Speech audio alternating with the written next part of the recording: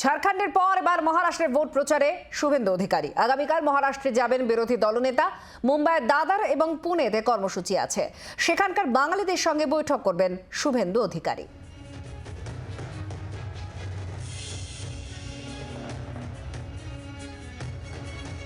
শ্রেয়সী গঙ্গোপাধ্যায় আমাদের প্রতিনিধি শুভেন্দু অধিকারীর এই কর্মসূচি নিয়েই জানাচ্ছেন। শ্রেয়সী, কি খবর পাওয়া যাচ্ছে, কি বার্তা মূলত শুভেন্দু অধিকারী এই দুক্ষেত্রে দেবেন?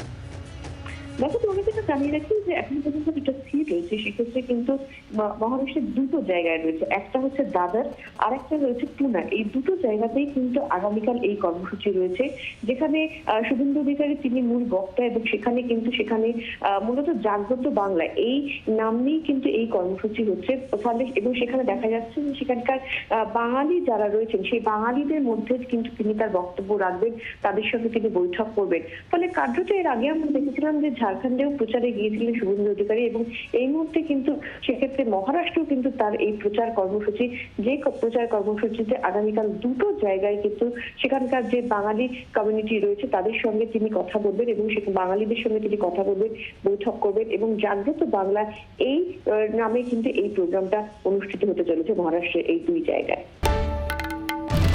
বাংলার আওয়াজ, বাঙালির আবেগ, জি 24 ঘন্টা।